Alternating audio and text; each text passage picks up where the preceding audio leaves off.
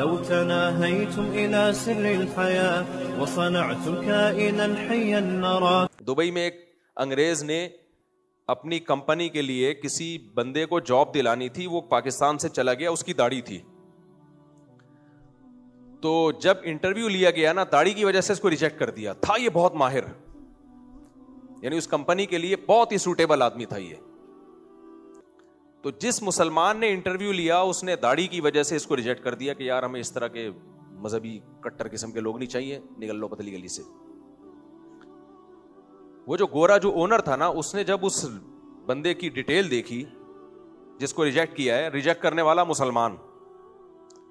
اچھا یہ صاحب مجھے خود اپنا واقعہ سنا رہے ہیں, جس کو داڑھی کی وجہ سے ریجیکٹ کیا. کہہ رہے میرے لیے بڑی آزمائش, داڑھی کاٹ دوں تو جاب مل جائے گی, داڑھی نہیں کاٹوں تو جاب نہیں ملے گی. دبئی کی اچھی جاب تھی. کہہ رہے میں بڑا آزمائش میں آ گیا. میں نے کہا نہیں بھائی, غیرت پہ سمجھوتا نہیں کرنا, داڑھی نہیں کاٹوں گا میں.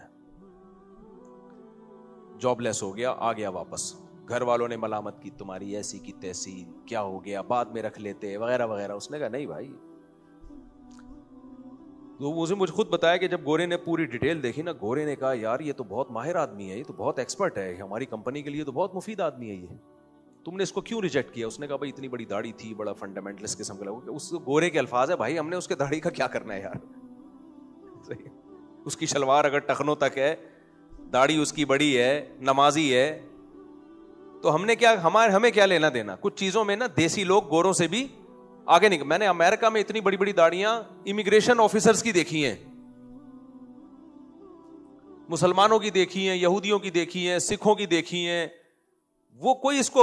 اور ایک چیز تو ہم نے امریکہ میں بڑی عجیب دیکھی, تلاشی کے وقت میں نے کیا کیا, جو ایئرپورٹ پہ تلاشی ہوتی ہے نا, تو میں نے کیا کیا, میں نے اپنی پگڑی اتارنا اس لیے کہ وہ چیک کر لیں, ان کو دیکھ رہے ہوتے بم تو نہیں رکھ کے لے جا رہا. تو انہوں نے فوراً کہا کہ نو نو نو اٹ از ریلیجیس, یعنی یہ آپ کا مذہبی وہ ہے, تو اس کو ہمیں ہاتھ لگانے کی اجازت نہیں ہے. بہرحال ظاہری چیزیں جو ایک کسی اسٹیٹ میں اپنی جو وہاں کے رہنے والے لوگوں کے لیے ہونی چاہیے, وہ ان ملکوں میں بہرحال بہت اچھی ہیں. باقی بین الاقوامی سطح پہ تو وہ کیا کر رہے ہیں وہ ساری دنیا کو معلوم ہے. پنجابی میں معلوم کو کہتے ہیں معلوم, طارق کو بولتے ہیں طارق. خیر, تو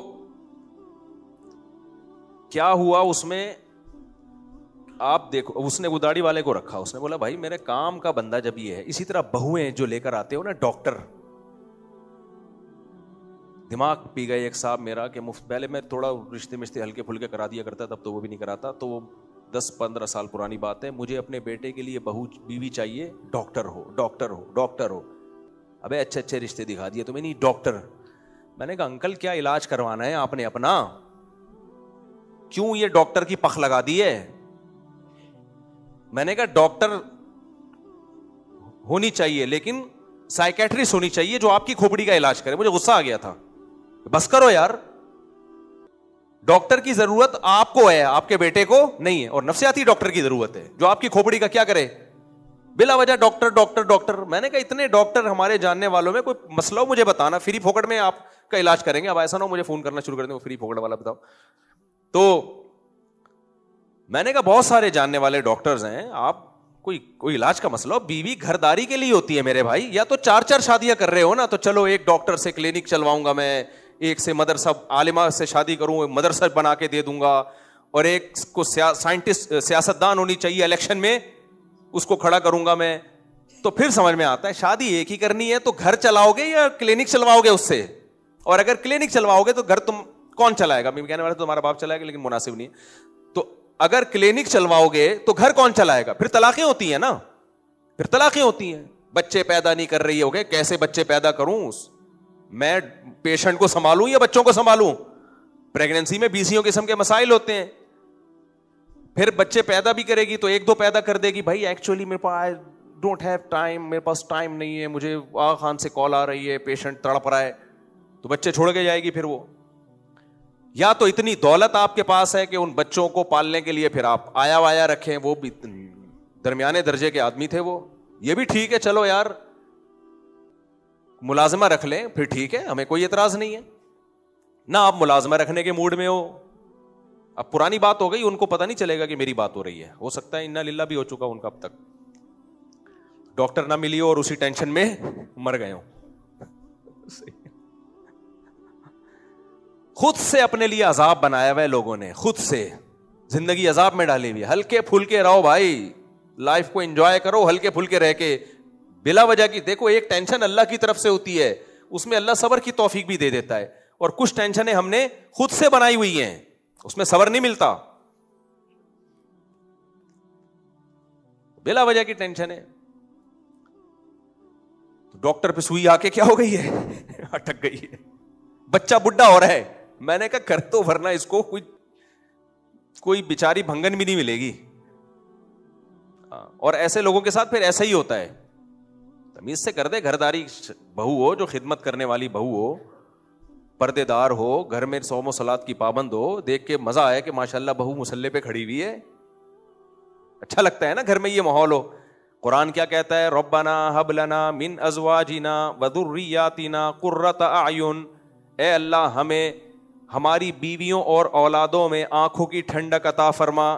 ہمارے ازواج اور اولاد کو ایسا بنا کہ ان کو دیکھ کے آنکھیں ہماری ٹھنڈی ہو جائیں. اس کی تفسیر اٹھا کے دیکھو, بخاری میں ہے کہ اس کا مطلب کیا ہے, کہ ایسی ازواج اور ایسی اولاد دے کہ وہ تیری عبادت کریں, اور ان کے پردے کو, ان کی عبادت کو دیکھ کر ہماری آنکھیں ٹھنڈی ہوں. جب بچے آپ گھر میں جاؤ تلاوت کر رہے ہوں, چھوٹے بچے مصلی پہ کھڑے ہوئے ہوں, الگ ہی لک آ رہا ہوتا ہے, اور ٹی وی دیکھ رہے ہوں تو الگ ہی نحوست نظر آ رہی ہوتی ہے.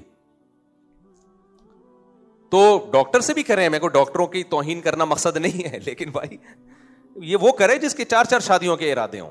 ایک ڈاکٹر لے آیا, ایک لے آیا, وہ اللہ بھلا کرے, عالمہ لے آیا کہ چلو مدرسہ چلاؤں گا, پھر اس کو گھرداری میں نہ لگائے, پھر اس کو اسی کام میں لگائے. شادی گھرداری کے لیے کر رہے ہو, بچے بھی پیدا کرنے ہیں, ان کو پلوانا بھی ہے, ساس سسر کی خدمتیں بھی کروانی ہے, اپنی خدمت بھی کروانی ہے, گھر کو مینٹین بھی رکھ کے چلے. اور اگر ماسیاں ہوں تو ان کو بھی تو کنٹرول کرنا پڑتا ہے, وہ تھوڑی گھر صاف ستھرا رکھتی ہیں, اس کے لیے بھی تو کنٹرول کرنے والا تو کوئی ہو نا, وہ بھی تو آپ کی بیگم ہی ہوگی. تو خیر کہاں سے کام جا رہے ہیں. تو وہ جو مزدور آیا تھا 4 نمبر والا, اس نے ٹھک کر کے گڑا کھود دیا, لیکن کمبخت کی ناک صاف نہیں رہتی, کٹ کے کھاتا ہے. پھر بھی آپ سلیکشن کس کی کرو گے, اس کی کرو. تو اب ہمیں ایک اصول اور ضابطہ پتا چلا کہ بھائی وہ جو خوبصورت مزدور تھا اس میں ایک فضیلت تھی, خوبصورتی, لیکن اس فضیلت کو آپ مسترد کر دو گے اس موقع پر. دوسرا کہ نسب اچھا تھا, فضیلت ہے جزوی, تو مزدور کو جو فضیلت حاصل ہوتی ہے وہ اس بیس پہ نہیں ہوتی کہ یہ خوبصورت ہے یا دولت مند ہے یا اخلاق اچھے ہیں, اس پر ہوتی ہے کہ جو کام اس کے ذمے ہے اس میں یہ ایکسپرٹ کتنا ہے. ڈاکٹروں میں بھی بات ہے, دو ہندو ڈاکٹر سے علاج کرا رہے ہوتے ہیں مسلمان کو چھوڑ کے, بھائی ایکسپرٹ وہ ہے. تو اس کو کہتے ہیں فضیلت کلی. ہوا و حرص والا دل بدل دے, میرا غفلت میں ڈوبا دل بدل دے.